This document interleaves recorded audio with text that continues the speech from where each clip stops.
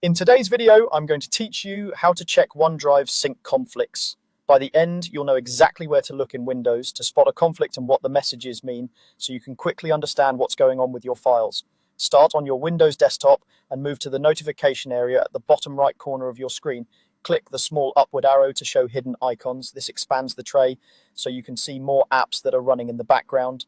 Find and click the OneDrive cloud icon. It might be a white or blue cloud, depending on your account type and theme. When you click it, a OneDrive pop-up will appear with your recent activity and status. At the top of that pop-up, look for a banner that says something like "One sync issue" or "A file has a conflict." Go ahead and click that banner.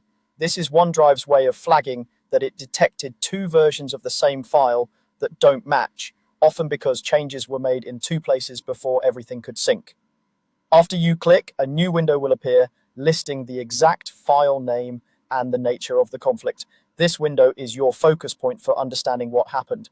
You'll typically see the file involved and a message describing why OneDrive can't automatically merge the changes. Think of this as your snapshot of the problem, showing you which item needs attention and where the mismatch came from. If you don't see any banner about a sync issue in the pop-up, that usually means OneDrive isn't currently detecting a conflict.